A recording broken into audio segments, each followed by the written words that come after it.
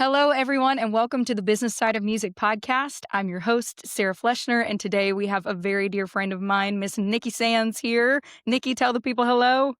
Hi, thank you so much for having me. This is going to be so great. I am very excited because Nikki is a big inspiration to me as another woman in the industry. She is incredible all the way around. Named 2024, one of 2024's Forbes 30 Under 30, the founder and CEO of Gigs, which I'm going to let her tell you all about. She is just incredible. Nikki, why don't you tell us a little bit about your story and the company and the whole nine yards? Thank you. And I adore you, and I really look up to you as well. Thank And you. I'm just so glad to have you as a friend. And, we're in this together, girl, We really trudging are. through. So thank you for this. And I also just love how you've taken this podcast, because I was on this a couple years ago, and just Yeah. it's so wonderful how you're honoring him. Thank So you. yes, I moved to Nashville about over 7 years ago now, to get on the road. That was my whole dream, was to be on the road. I wanted to be a tour manager. I wanted to tour. And so I moved here. There's no guidebook on how to do it, but you just have to meet the right people and get invited to the right shows to then get on a bus. So I networked my little ass off and tried to meet with anybody through LinkedIn or Instagram DMs. I worked with Live Nation as a production runner at a recording studio. And then about 5 months in, I landed my first gig with Eric Church on tour with him, which is kind of crazy how quickly it happened. It's different timelines for everybody. Right. So I started out with him for 2019. And then I moved around to a couple kind of one-offs with a bunch of different artists, all the while working corporate events, sporting events. I worked the Super Bowl. I worked different TV shows, and it was all over the place. So I was just a gigging professional. Mhm. So after COVID, go back out on the road, I realized, it's not really what I want to do anymore. So in the meantime, as I was figuring it out, I started staffing tours.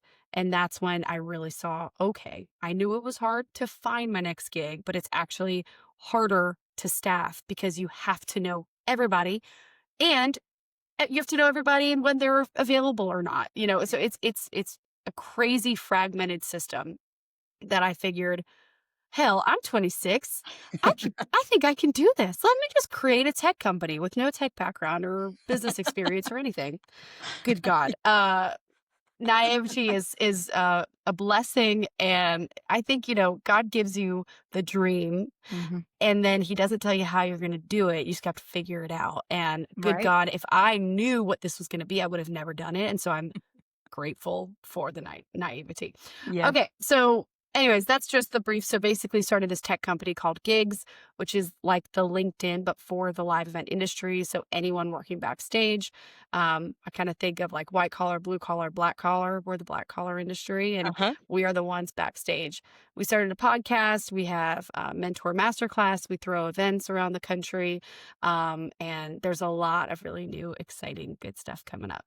That's so exciting. I can't wait to hear about all of it. I am on the Gigs platform and have been to the incredible events that all of you hold. But I've also had the privilege of watching this unfold from a front row seat. And so that's actually been really incredible to see and to be able to interview you now from this side of things. Like I said, So very cool. accomplished. It's very cool for both of us to be able to do this. So this is I exciting today. know. It's been a couple years since we did the last podcast Yeah, together. it Yeah. has been a Okay. minute. Yeah, I love it. So I'm just going to dive into some questions that I've got for you, and let's just kind of dig into this thing. I'd love to hear your perspective on some of this. And my Perfect. first question is what are some of the biggest challenges that you're seeing in the live music industry right now? The biggest challenges right now, goodness gracious. I think the first one, as I'm speaking with a bunch of employers all day and professionals all day, I mean, there's a bunch of obvious ones. The first right now is the economics of everything. Right. Everything is more expensive. Just renting a bus is more expensive. Flying is more expensive. Checking luggage, now that Southwest has taken off the two free Yes. luggage. And I mean, that's tough for musicians too, for actual instruments. Getting places is more expensive, which Mhm. means production costs are more expensive to actually have any of the equipment and the rental, which means if everything is more expensive, you need to pay your people what they're worth so that they can afford housing. And uh, this is the issue right now. Right. Everything has escalated. So I'm not the expert in this, but I know that it's causing, when we came back from COVID, crew were hard to find. And Mhm. so the people who stayed in the industry always had a gig, and it was awesome. And they could kind of be like, yeah, this is my rate. And everyone's like, sure, I'll give you whatever. Just please get there. Yeah. And so it's kind of the pendulum is swinging back a little bit to where people are not only coming back into the industry, but we're having new blood join. Right. And so that power dynamic is a little shifting right now. And so I think there's a little unease where professionals are saying, hey, we deserve this, which I totally agree with. Uh-huh. And employers are like, hey, we can't afford anything. Like, Yeah. what do we do? And so, again, I'm not the expert matter there. I just know that that is probably the biggest issue for every single sector of the live entertainment industry, from transportation to production to settlement to staffing. Yeah, absolutely. On the management side of things, it seems like daily we're reevaluating a budget and saying, okay, we're not getting any more of a guarantee. The door deals aren't any better. We're Yeah. not making any more money at the actual show, yet our prices are increasing for everything that we do. And so, what gives? At what point is there something that we can say, okay, perfect, that lines this back up? And right now, Yeah. I mean, I think it's going to eventually start moving back that way, but right now it's just you're kind of in the thick of it and everybody is. That's kind of the hot topic. Absolutely. And what do you see as like the top line item that's increased that you can't budge on or negotiate on? Travel. Every time it's There it travel. is. Yeah, Mhm. travel is the biggest part of it. Hotel rooms have gone up, fuel costs have gone up. Yep. Busing, some artists own their own bus, which is great, but then it's more expensive to fix that bus, so that's not really a Mm. solution. So then you're leasing a bus, and bus leases are hard to find right now. And if you do find one, you're locked in at an insane rate for however long the bus leasing company wants to do that for. Those are the biggest line items usually relate back to travel. And what is touring only is traveling. What is something about the business side, of live shows that most fans don't really realize? They don't know the cost. Yeah. And the first thing that fans don't know is how many people are backstage. Mhm. So I think so many people think of the glamour of backstage and of the groupies and the parties and all the craziest. And there's so much crazy and glamour and amazingness backstage. Right. But there's so much hard work and Mhm. there are so many people. And it's a whole industry where we need more people in. And so I think that forever it's been really hidden because we haven't really needed that many people. But when you have stadium tour after stadium tour and all arenas and these festivals that are massive, you just need thousands of workers. Mhm. And that's not just the tour managers, production assistants, lighting directors, front of house engineers, camera operators, the carpenters who build the stage, the riggers.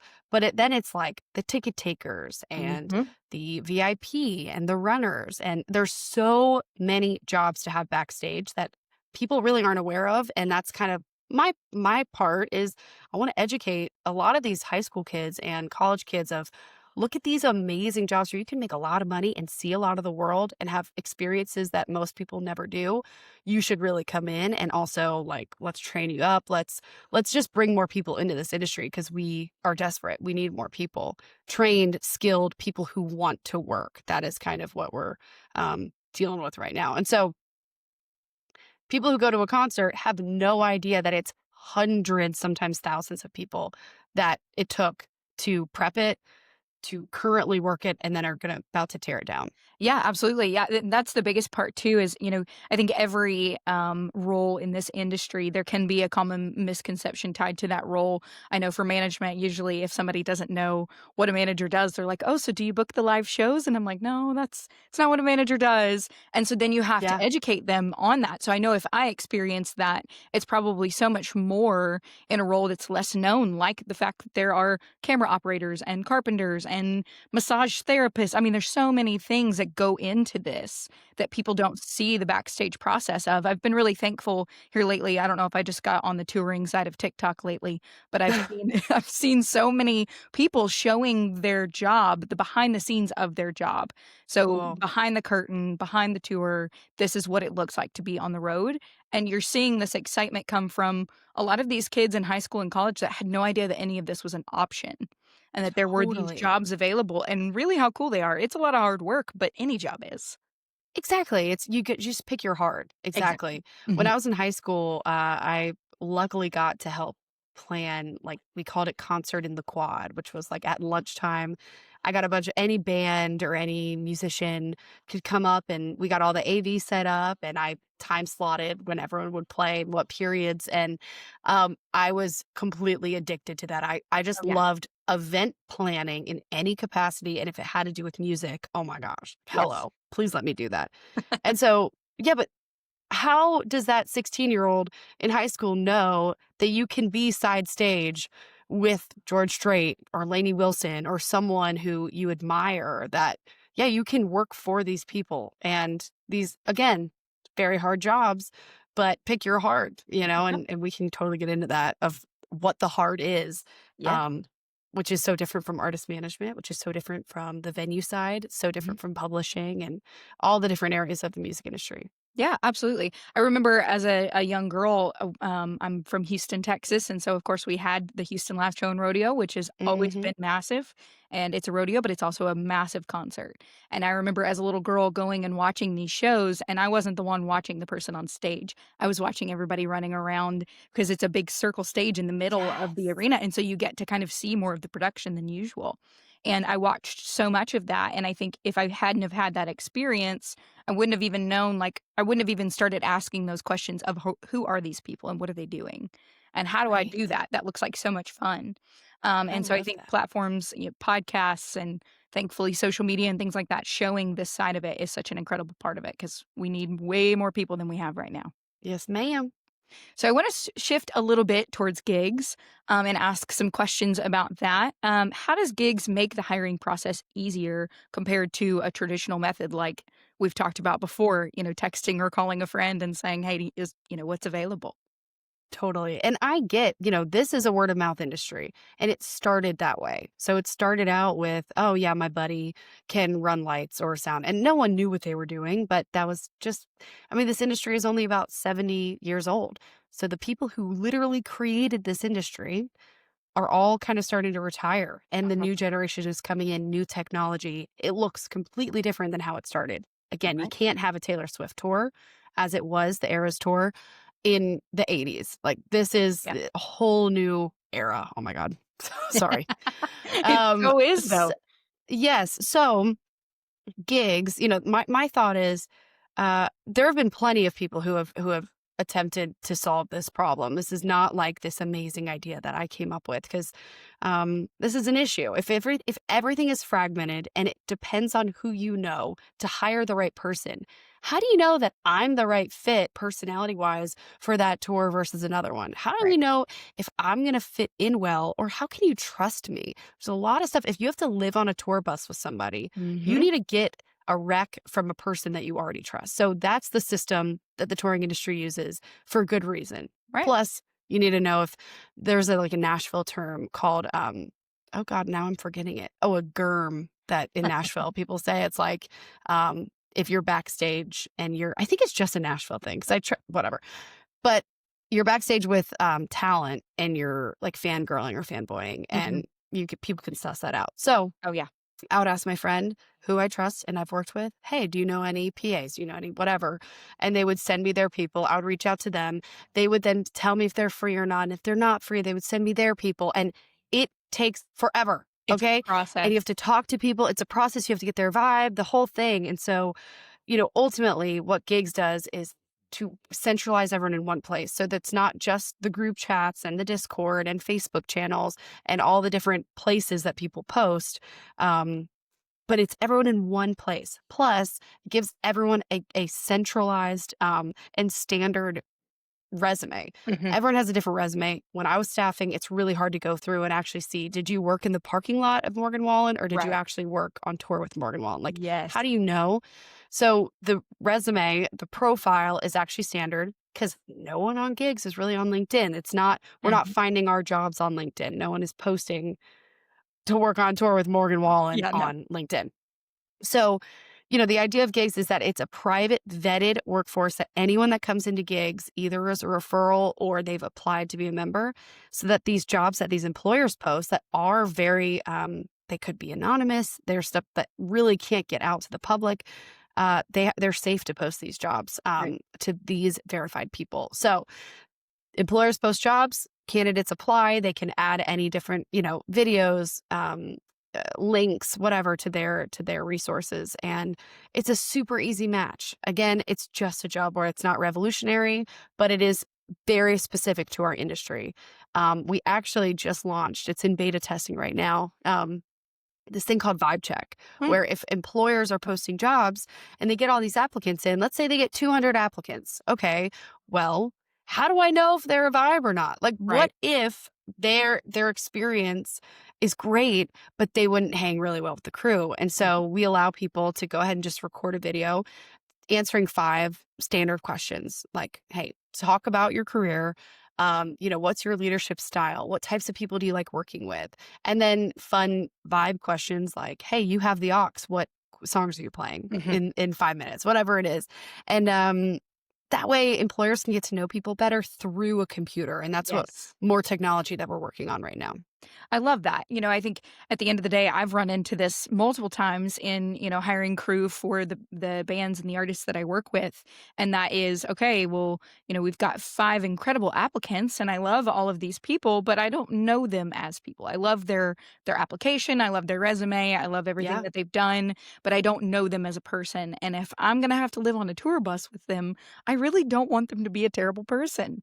And so having something like that is really a game changer for, an industry where we're all scattered all over the place and can't often get into the same room using that technology and saying, okay, here, this is literally a vibe check because you're going to get a lot of information just based off of how they answer those questions. So I love that so Exactly. much. Yes. Because a lot of times and I'm talking to employers constantly of like, would you go for the guy or girl that knows everything or the one who doesn't know stuff, but they are so great to be around? And it is Right. always the person that they're great to be around. And I think Yes. that's, I mean, standard in Hmm. most jobs, but especially for us because we're living. We have to separate our lives. And when you're on the road, that is your life. You have to like who you're around. So, yeah, vibes are everything. Yeah, absolutely. I recently hired a crew member that I needed a specific job on top of what they were doing. And so I asked if they were interested in that part of the job.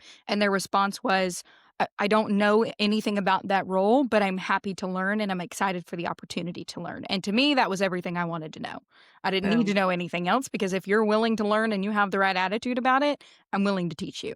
And at Yeah. the end of the day, a lot of Yes. other things can be ironed out with just some time and some experience.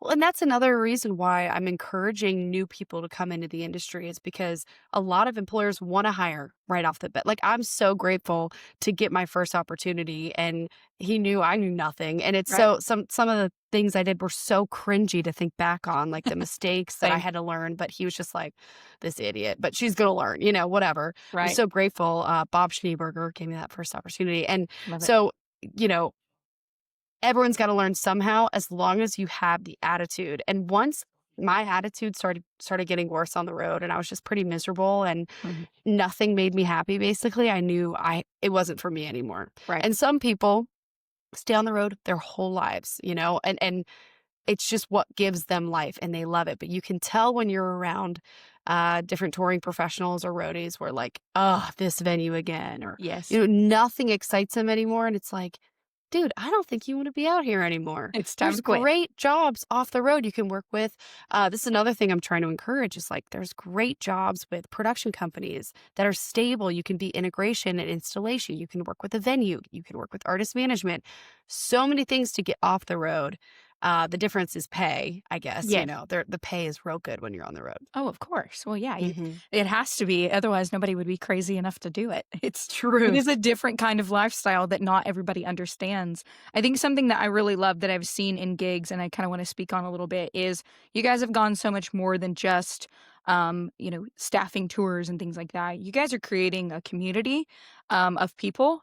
I recently went to one of y'all's live events in Nashville, Yes. and I loved it so much because I walked in and everybody there was doing what I did. It may be different Yeah. roles in the industry, but there was so much to talk about with perfect strangers because there's this community, this sense of community there. So I think gigs is so much more than just staffing companies. You're building a real community of people that have support in that. And so, what are some ways that y'all continue to do that? And was that the goal? Yes. Oh my gosh, thank you. It's so funny how, and I know we'll pivot into entrepreneurship too, like the ultimate end goal is never what you think. And I Right. think I wanted to make my life easier by getting more jobs and by hiring easier. And so I wanted to make the solution that I knew I needed. And I did, like we did. It's a great solution. It works well. But ultimately, I think the real value is the community that we're building. We launched it just over a year ago, and we already have over 30,000 professionals on the site that Yeah. are signed up that I think obviously want jobs, but they do want to be a part of this community. Mhm. We've held multiple events in Nashville, and I loved having that last one. Which now we're finally expanding into. We're going to be in Vegas in November Amazing. 10th. We're going to be in LA on November 12th.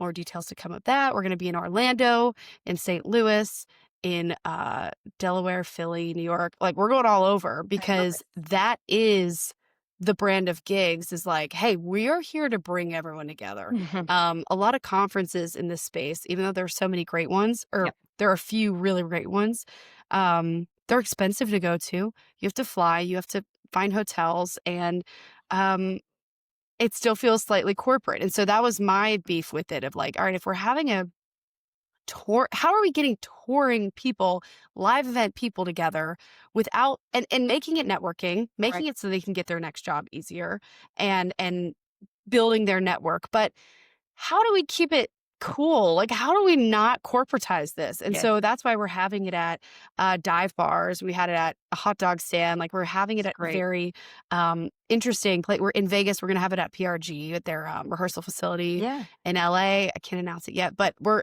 having it at places where that feel comfortable, so Mhm. that you can show up. And again, your black T-shirt doesn't matter, and you get a name tag and like we have things where we're putting together tables where, hey, you're a lighting guy and you want to learn more about light, or you want to meet those people, go on over to the lighting table. Good. Right. And so we're kind of trying to set it up to where all it is fostering connections, and you're Mhm. not just going to have to listen to a panel or a keynote speaker. You're like actually going to get to meet people and make connections in this industry, because ultimately you're going to get jobs on gigs, but the best way to get jobs is by meeting people. So Yep. that's kind of another way we help our people get jobs. Yeah, I love that so much. I was actually at the last event. I sat with somebody at the table that turns out I had needed a contact over there because we were playing a show at that venue and I could not find anybody that I was looking for. And so we got to talking and he works with the venue. And so I called him up the next week and I said, I have been trying to track you down. I did not know it was you. And he answered the question that I needed that our whole crew had been waiting on. And I got to meet Sarah, him at the gigs event. So that was really incredible. And it I live for so these helpful. stories. It was great. That makes me so happy. Yeah. Success, I success. That's exactly. awesome. It's working.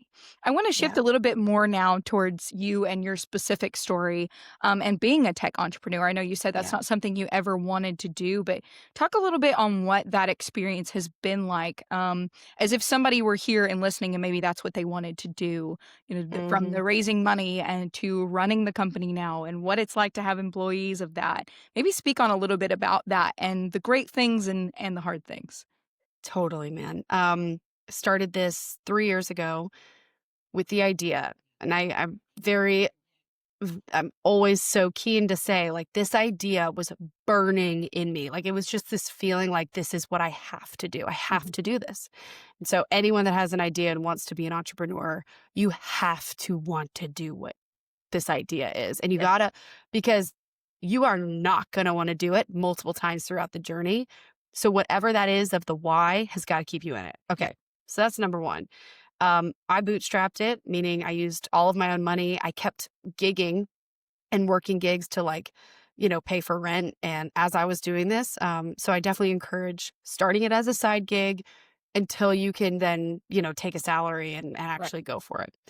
Um, oh my gosh. I mean, I didn't know anything. And I got some advice. I started with this company a tech company that started building the tech for me that was based in Poland. Mm, They ultimately totally ripped me off. mm. And I mean, so much of my money was gone. Wow. So I go to the next one. My mentor at the time, one of my mentors was helping me. Ultimately, they didn't really deliver. Mm. And then the rest of my money was gone, like all of my money. So I was like, okay, I thought we'd have a launched beta product at least by now. Okay, we don't. And now I can't even afford this. And like, what do I do now? Right. So then I started raising capital from investors, which I want to do. Right. And now 3 years later, I've raised 1.4 million from incredible. 35 investors, That's which means incredible. if I got 35 yeses, I've gotten like 200 nos. Oh, at least. So many meetings. Yeah, so many meetings. And what a pitch is, it's not like, look at my deck and we're going to go through each slide. It's like, they just want to know you. Mm-hmm. Investors just want to like get to know the founder, hear why they're doing it, and they're investing in you because they believe, all right, I'm going to give them money because I think they can do it. Yeah. Knowing that who knows what's going to happen to the money. And so I'm so grateful for having them. So I brought on investors, and then I could hire a CTO, and then I could hire a part-time social media person. And then we started a podcast, and then we started making money, and like, but it was always just not enough. God, we got to raise a little bit more. It's still not enough. And I'm telling you, man, this year is when I've been battling the like the failure demons of like, oh, Yeah. you think this is working? Oh, well, there are parts. So actually, it's a really interesting time for us to have this conversation because this is like the real of entrepreneurship. Mm-hmm. You have a hypothesis that you test, and I did focus groups. I did all these. I talked to 1 million people to see, is this something you would pay for? How do we build it? We built it. There's so much that went right. Mm-hmm. And there's certain parts that like, I don't know why this isn't taking off. Like, what's going on? And really racking my brain. And I've been in like poor health all year because I think the pressure I've put on myself and then the company has put on me, like, it's just been so intense. I've been in the hospital multiple times. I've had chronic neck pain. I'm dealing with all that shit. And I got to like get my nervous system intact. But the worst part about this is not missing all the trips that your friends go on. Yeah. It's not like spending pretty much most every night and weekend working. Yeah. It's like, that's not even the worst part. The worst part is like the mental warfare that this is for an entrepreneur of, really? You think this is no, you are still a failure. Yeah. You are. And I have never thought that until this year. Like, there are certain people that will convince you that you are. There are certain, you convince yourself that you are. And you have to just keep picking yourself back up. And it never gets easier. And like, I'm in a more enlightened stage right now because over the past 2 weeks, I've been battling this just awful failure demon because we're pivoting a little bit. Pivoting is not failure. I don't know how many times I've been told that in podcasts and in all these different things, but pivoting is not failure. Right. You just you put something out in the market, you see what works, and you go where the money is. Okay, this is working. Whatever is working, that's where you go. Right. To keep your employees paid. But yeah, I mean, anyways, I'm going on a ramble. I've just gotten off of like a couple months of being super down because I've been like, how do I keep going? Do I even want to? So much of this is hard, and I don't share any of it on social media. And maybe I should start, but it's just it's such a hard life. It is. Hard. Well, and I think, as an entrepreneur myself, you go into it with the word entrepreneur as a little bit more shiny and glamorous than it really is. And you think that entrepreneurship is constant winning, even if you don't in your mind think that that's what it is. You do have this preconceived notion of entrepreneurship is constantly crushing goals and moving to the next thing and win after win. And reality is that as an entrepreneur, it's a lot of failure. Probably more failure than winning. You celebrate the wins, of course, but you have to understand that a pivot or a change in plans or whatever it may be is not a failure. It's just simply pivoting to a new part of what you're going to be doing. And that it is such a battle, the burnout of it, all of it. And I think as an industry, we don't talk about that enough. From every part of the industry, I think we hear a lot more from artists and we hear a lot more from that because they are more public about their lives. But us as entrepreneurs and the behind the scenes people don't talk about the burnout enough and how difficult that is. Yes. And and artist managers and freelancers are all entrepreneurs in their own Yes, right. you They're are. maintaining their whole financial stability. They're like taking gigs as like little clients, or Yeah.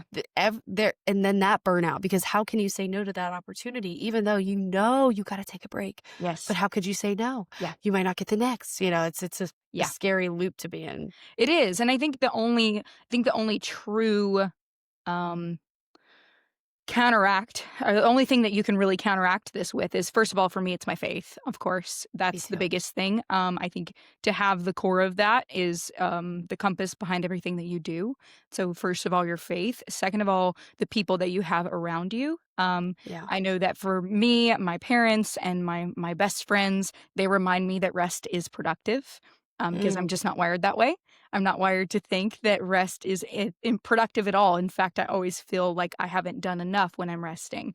agreed. The reality of it is if I'm going to continue to give it my best, and I'm going to continue to pursue everything that God has for me and everything that I would love to do, that I have to take time to rest and realize that Yep. I am human. And I don't think we talk about that enough, especially in the touring side of the industry. I've seen more burnout with the touring crew and band and things like that. It is exhausting to be on the road all the time. Yeah. And it's exhausting to be in a new place every time or every day. And Yeah. I don't think we talk about that enough. And so I'm glad that that's where this conversation has gone, because this is the platform for that. And so I'm happy to discuss it. Yes. I love that so much. And I mean, I just got off a call actually with a mentor, who was telling me, you know, okay, entrepreneurship, CEO, tour manager, merch manager, whatever the job title, artist manager, whatever the job title is, that might be your calling right now. But your ultimate calling, again, we share a faith, like, is just to serve, Yeah. just to serve the Lord. And might be my mission right now. This Right. might be what He's put me on right now to do. But if everything goes away and I'm no longer founder or CEO or whatever I would be, like, am I still good? Are Hmm. we good? And so if you put your whole identity into what you do, and I think when I was touring, I think I did that. I think a lot of people do that. Yeah, it's easy. So that when COVID came and you were not on the road, you were not that job title, you were not that cool person that had that sick job that everyone's like, well, they're always gone doing cool shit because of their cool Instagram stories and all the stuff. Like, when people didn't have that, their mental health was scary then for Hmm. people. I definitely attached my worth to it, and I Yeah. know a lot of people did. And so, um, especially the community out there, if you lose that and you don't have a home life, what Yeah. is your life? Yeah. Who are you without it?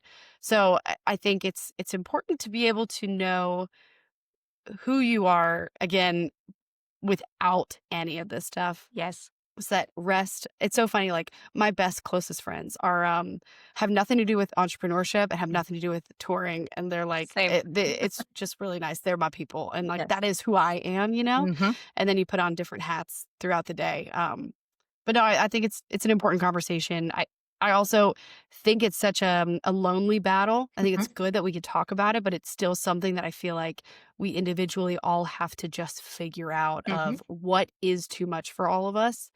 And that's kind of the path of the solo entrepreneur. Yes. If you don't have a co-founder and you're doing this thing on your own, it is so hard Hmm. because of the loneliness. No matter how many times you talk to your parents or your friends or mentors, it's still up to you to wake up that next day and be excited to do what you're doing. And it's Right. still up to you to say, no, I know I think this, but I'm just going to keep going, Right. or whatever it is. Like, it's so damn mental, the whole It thing. is.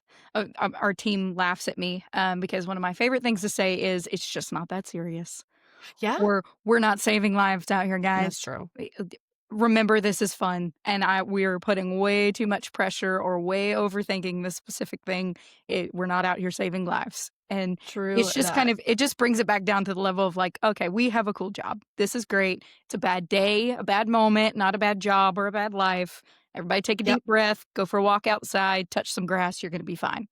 And And pick your it's, heart. yeah. When I got off the road, I was like, you know what? I'm kind of burned by music. I kind of want to be out of it. So I like tried a totally different industry, and the hard of that industry was Yep. a no for me. And I was like, I miss the heart of the other one. And so it's Yeah. like, whatever job you take isn't for the good, Mhm. it is for the bad. Which Yeah. which bad is less bad, Yep. and then go with that. Which one can you handle the most and go with that every time? Totally. Well, I've got two more questions for you because I Yeah. know you are a very busy woman and we need to wrap this up. But what advice would you give to live event professionals looking to build careers in a competitive industry? Mm. Oh my gosh. Oh yeah, baby. So number one, I gotta say, go to gigs.live, Of course. GIGGS.live, Yep. become a professional. Um, and if you don't have any experience, a great way to start. We have a podcast called the Gigs Podcast. Yep. It's Where I'm amazing. You should interviewing listen. people in the industry. But I think it's like episode 7 or 8 where I list 18 ways to get into the live event industry. Mm.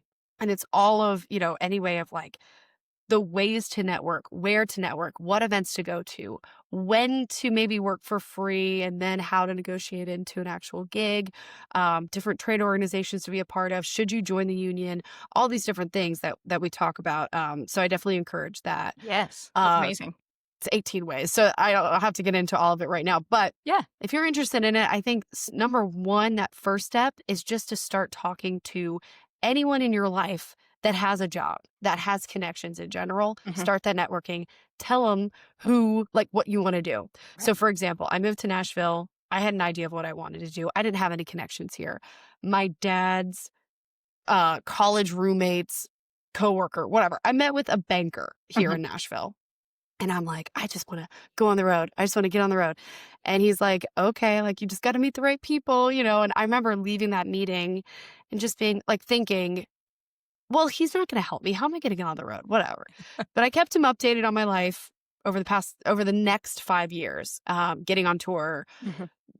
working the Super Bowl, whatever the things were. And then I started the tech company. And he ended up being one of my first investors. So That's you never amazing. know Mhm. what your network will actually do and where it'll turn. Right. And so everyone that actually has a job is your network. Then they will help you meet the next person that will help you meet the next person. And you never know where it'll turn. If let's say I wanted to definitely be on the road, but I met someone who was doing experiential marketing and I could start as a brand ambassador. And then I started touring. Actually, one of my investors, Jameson, Wiersma, oh god, I can never say his last name. Sorry, Jameson. He started as this experiential marketing, and then he toured pretty much almost every day of the year. But in this whole experiential marketing field with brands instead. So you never know where the opportunity is going to hit you. You just got to figure out like what excites you generally, and then take that gig, whatever the first gig comes. And if you hate it, you never have to do it again, but it Right. gets you the next gig. So Mhm. never say no to any job. You got to try everything out. Yep, absolutely. Well, and also I think work on becoming a really good hang. For Learn sure. bus etiquette really early. There is such a thing as bus etiquette. If you don't know what it is, go find somebody on a tour bus and ask them. It's a thing. You need to know it. And then Hmm. just learn to be okay asking questions and saying, Yes. I don't know the answer to that, but I'll find out. That's a really big part of it, I think.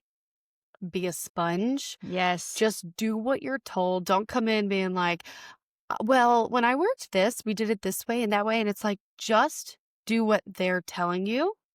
And you can always add, like, well, this might be more efficient. Just do what you're told. If it's your first day, like, Just do it. again, it goes back to being good hang, Mhm. and you can't teach that. So it's up to you to want. I always just tell people, like, just be the person that you want to work with. Do Right. you really want to work with someone who doesn't shut up the whole day? Like, give some people some peace. Yes, ask some questions, but calm down, Yeah. breathe, put your phone away, and just be a sponge. And another thing that's really interesting, because man, I'm very type A. I'm like, no one has ever, said I'm a chill person. But um, so I think something to really focus on that I wish someone had told me when I was younger is like, just breathe. Mhm. You don't have to fill the silence all the time, Yes. because whenever I've been around someone with that energy, I'm stressed. And Yes. that's someone that I just don't really want to be around. I Mhm. totally was that person though. And so I wish someone had told me, like, hey, just shut up. Yep. Like, Just you don't breathe. have to fill the silence. You don't have to hum. You don't have to do all that stuff. Just breathe. And and I swear you'll be a better hang. Oh, But yeah. anyways, I mean, all this is subjective. I might get some hate for all this stuff, but All I right. swear it's good advice. It's our platform. We can say what we want to say. That's the Great. beauty of having a podcast.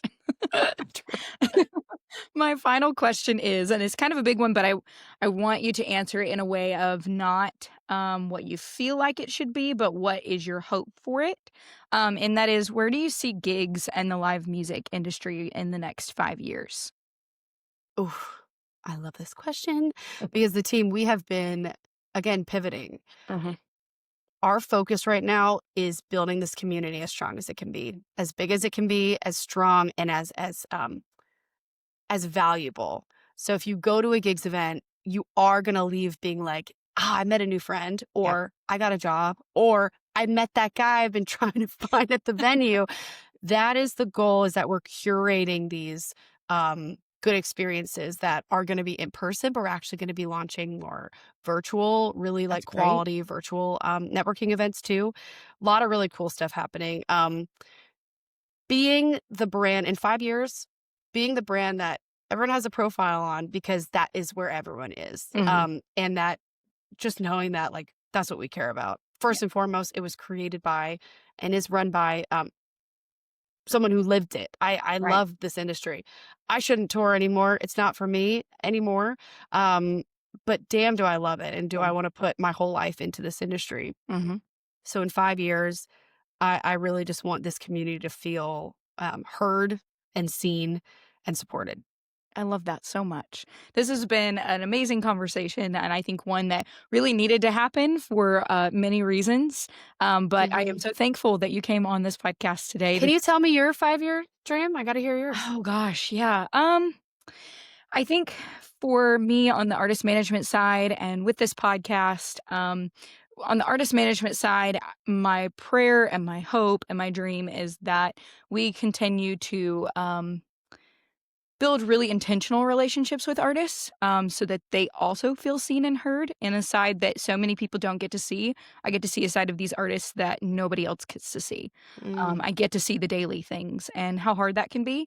And so I would like to build a network of artists that feel seen and supported in that, but also just to continue to help people through music. I know that sounds so pageanty with the answer, but I've mm, personally been to concerts, bringing kind of the weight of the world into that concert. mm, And for that hour and a half, that 90-minute show, I forgot all about it. And so I mm. personally know what that's like. And so my hope is that our company with 362 Entertainment with this podcast can continue to play a role in captivating that moment and helping people to have it as well. So Yes. that would be the 5-year plan. I'm sure there's a lot more businessy answer to that, but I am an That emotional is girl, it. so I lean towards that. And me too. Hello. Yeah. I love it. And it's going to happen. And it's really cool being able to grow with you. Absolutely. Well, thank you again so much for taking the time to come and be on this podcast today. I really appreciate you. Thank you. Mhm. Thank you. And hope to see you soon. Yes. And maybe you can come when you're ever, if you come out to LA or Vegas or something, you can come to the next event. That'd be awesome. Yes.